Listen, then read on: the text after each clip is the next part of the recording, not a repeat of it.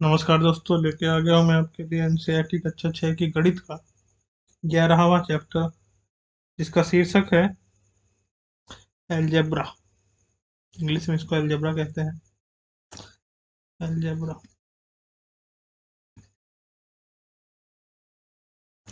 मगर भारत में ये सदियों से बीजगणित के नाम से यानी एलजेब्रा काफी नया टर्म है। ये नया टर्म है, ये पुराना है और भारतीय, ये अरब से है।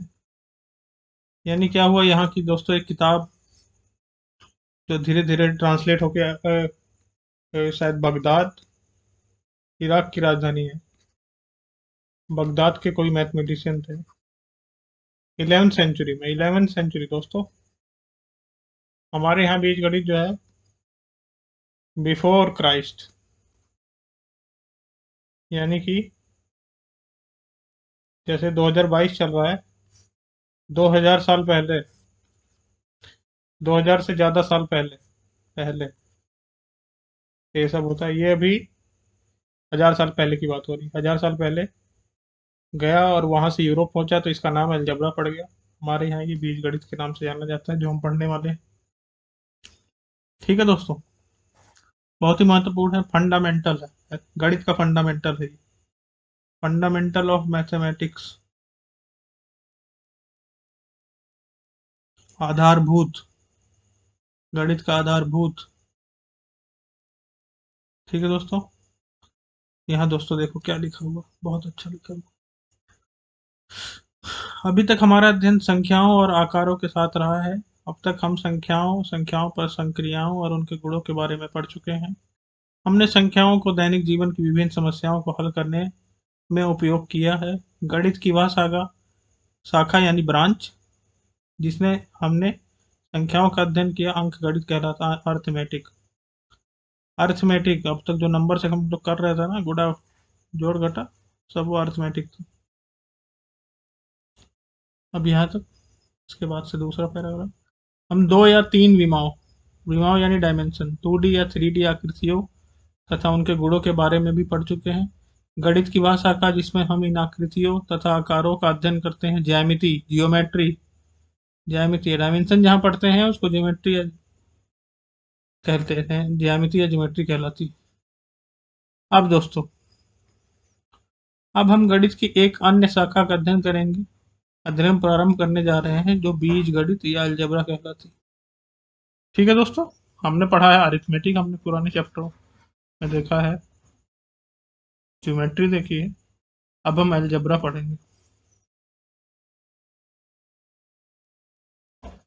ठीक है दोस्तों, क्या है अलजेब्रा, ये आप ये पैराग्राफ पढ़े, मैं आपके साथ पढ़ूंगा, लाल सलाम करते हुए पढ़ेंगे। देखें दोस्तों, अलजेब्रा क्या है। एक नई शाखा जिसका अध्ययन हम प्रारंभ करने जा रहे हैं की मुख्य विशेषता यह है कि इसमें अक्षरों का प्रयोग किया जाता है। अक्षर, अक्षर पटेल, अक्षर पटेल क्रिकेटर को जानते हैं आप? अक्षर पटेल, अक्षर यानी आ, ब, स, क, ख, ग, या फिर ABCXYZ, इनका इस्तेमाल होता है अलजेब्रा पढ़ने में। आगे देखते हो क्या लिखा है।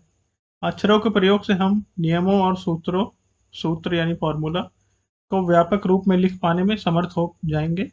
अक्षरों के इस प्रयोग से हम केवल एक विशेष संख्या की ही बात ना करके किसी भी संख्या की बात कर सकते हैं। कोई भी संख्या, हम इसमें अक्षरों में बात करेंगे ABCDXYZ, मगर उसकी जगह आप कुछ भी रखें, जो भी, चाहे 1 2 3 5 कुछ भी रखें, वो सही माना जाएगा, या उसमें बताया जाएगा कि इसमें कहाँ से कहाँ तक की वैल्यू रख सकते हैं। यहाँ पे 1 से 10, या 1 से इंफिनिटी, या -1 से 0, कहाँ तक की आपको वैल्यू रखनी है ये भी बताया जाएगा। ऐसा सब्जेक्ट है ये। ठीक है दोस्तों, आगे देखते हैं क्या लिखा। पहली बात आप समझ गए हैं।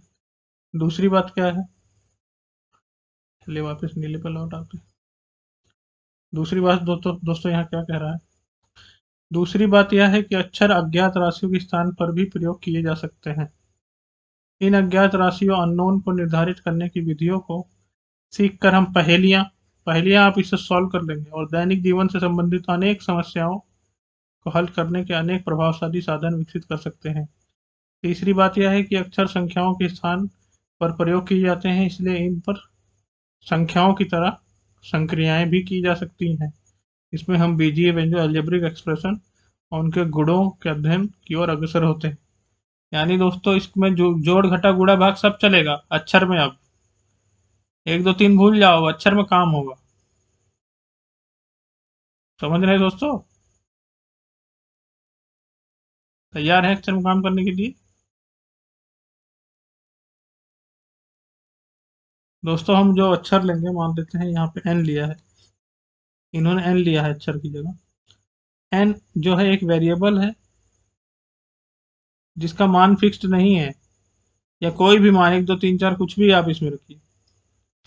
दोस्तों अब मैं यहाँ पर आपको एक चीज दिखाने जा रहा हूँ। आपने दोस्तों क्या पढ़ा? सम संख्याएं पढ़ी है आपने? सम संख्या कौन कौन सी होती है दोस्तों? 2 का पहाड़ा,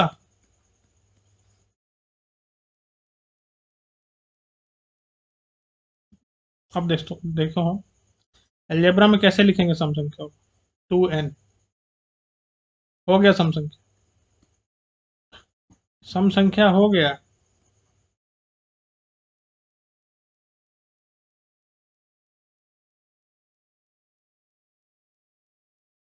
n की जगह आप कुछ भी रखिए। अब आप 1 रखेंगे तो 2 आ जाएगा, 2 रखेंगे 4 आ जाएगा, 3 रखेंगे 6 आ जाएगा, 4 रखेंगे 8 आ जाएगा, 5 रखेंगे 10 आ जाएगा। बस 2n, सम संख्या 2n हो गया, खत्म। विषम संख्या क्या है? 2n+1। n की जगह आप 0 1 2 3 कुछ भी रखें। 0 रखेंगे आप तो 2 का 0 से गुणा होकर 0 हो जाएगा, 1 आ जाएगा। 1 रखेंगे तो आ जाएगा 3 5 7। ये आपने लिख दिया, हो गया विषम संख्या। एन की जगह आप 0 भी रखना है यहाँ पे, मगर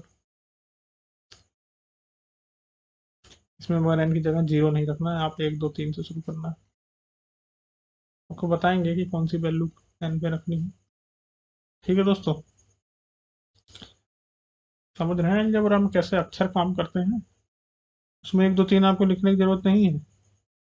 3 का पहाड़ा लिखना है आपको, आप लिख दीजिए 3n।